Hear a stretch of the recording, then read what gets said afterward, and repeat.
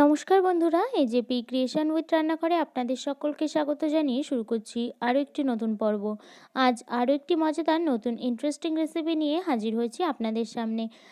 বাজার থেকে বেশি টাকা দিয়ে না কিনে বাড়িতেই খুব সহজেই আমচুর পাউডার বানিয়ে নিতে পারেন। চলুন তাহলে আর বেশি দেরি না করে রেসিপিটি শুরু করা যাক। আর রেসিপিটি শুরু করার আগে প্রত্যেকবারের মতো আপনাদের কাছে একটাই অনুরোধ, ভিডিওটা একটু স্কিপ না করে প্রথম থেকে শেষ পর্যন্ত দেখতে থাকুন এবং রেসিপিটি ভালো লাগলে অবশ্যই একটা লাইক করে চ্যানেলটিকে সাবস্ক্রাইব করে রাখার অনুরোধ রইল। আমচুর পাউডার রেসিপিটি বানানোর জন্য আমি এখানে 4টে আম নিয়ে নিয়েছি। আম 4টিকে জলের মধ্যে ডুবিয়ে রেখেছি। এই আমগুলোর প্রথমে খোসা ছাড়িয়ে নিতে হবে। এবার সমস্ত আমগুলোর খোসা ছাড়িয়ে নেব।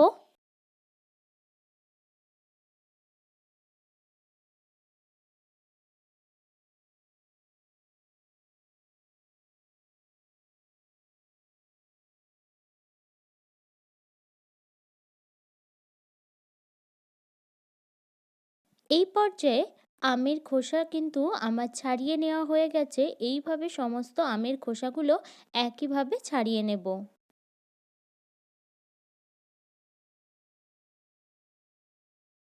যেহেতু আমের খোসাগুলো আমার ছাড়িয়ে নেওয়া হয়ে গেছে, আমি জলের মধ্যে ডুবিয়ে রেখেছিলাম আমগুলো ধুয়ে নেওয়ার জন্য। খোসা ছাড়িয়ে নেওয়ার পর তারপরে আবারও কিন্তু জলের মধ্যে দিয়ে আমগুলোকে আমি ধুয়ে নিয়েছি। আর এখানে নিয়ে নিয়েছি একটু পরিষ্কার জল। সামান্য একটু নুন দিয়ে দিচ্ছি এই জলের মধ্যে।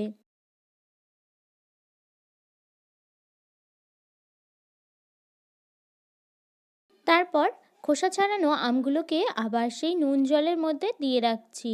এইভাবে করলে কিন্তু আমের কালারটা কালো হয়ে যাবে না, সুন্দর থাকবে।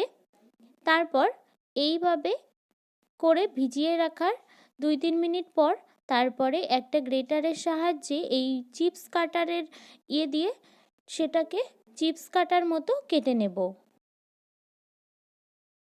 দেখুন বন্ধুরা, কতটা পাতলা করে আমি কেটে নিয়েছি। এই চিপস কাটার দিয়ে কিন্তু কেটে নিচ্ছি।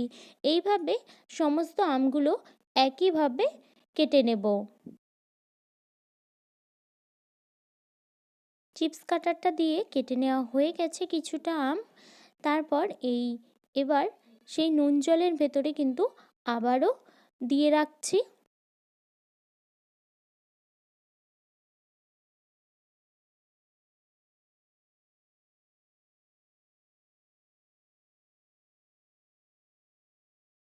সমস্ত আমগুলোই কিন্তু আমার ওই একইভাবে কেটে নেওয়া হয়ে গেছে। 3-4 মিনিটের জন্য এইভাবে আমগুলোকে নুন জলের মধ্যে চুবিয়ে রেখে দেব। এই পর্যায়ে আমি এখানে একটা সাদা পরিষ্কার কাপড় নিয়ে নিয়েছি। এবার জল থেকে তুলে এইভাবে এই কাপড়ের উপর দিয়ে দেব।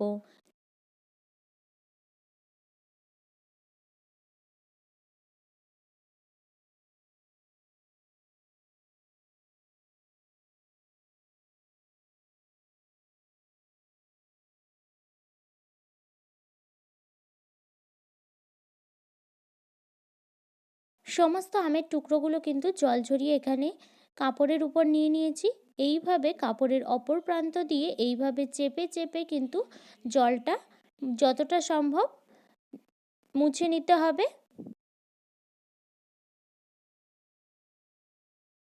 তারপর আমি এখানে ছাদে চলে এসেছি। এবার একটা ছাদে পলিথিন পেতে নিয়েছি। সেই পলিথিনের উপরে এই আমের টুকরোগুলোকে এবার দিয়ে দিচ্ছি। এইভাবে একদম ছড়িয়ে আলাদা আলাদা করে সবটা পাতিয়ে দিতে হবে। সমস্ত আমের টুকরোগুলো কিন্তু আমার আলাদা আলাদাভাবে পাতিয়ে দেওয়া হয়ে গেছে। এবার এইভাবে রৌদ্রে দিয়ে রেখে দেব। দেখুন বন্ধুরা, আমি বিকালে আবার চলে এসেছি। কতটা শুকিয়ে গেছে আমের টুকরোগুলো। এবার পলিথিন থেকে তুলে নেব। এইভাবে করে পলিথিন থেকে খুব সাবধানতার সাথে তুলে নিতে হবে। এই পর্যায়ে সমস্তটাই কিন্তু আমার তুলে নেওয়া হয়ে গেছে। দেখুন কতটা পাতলা আর কতটা শুকিয়ে গেছে। এবার আমি এগুলোকে একটা পাত্রে তুলে নিয়েছি। এবার মিক্সিং জারের মধ্যে দিয়ে কিন্তু পাউডারটা বানিয়ে নেব। এবার শুকিয়ে নেওয়া আমের টুকরোগুলো দিয়ে দিচ্ছি মিক্সিং জারের মধ্যে। মিক্সিং জারের মধ্যে দিয়ে গুঁড়ো করে নেব।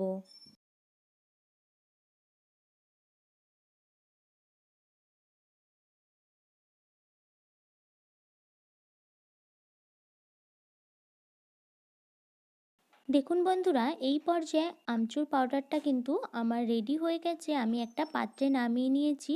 আপনারা বাজার থেকে বেশি দাম দিয়ে আমচুর পাউডার না কিনে বাড়িতেই কিন্তু খুব সহজে এই পদ্ধতিতে বানিয়ে নিতে পারেন আমচুর পাউডার।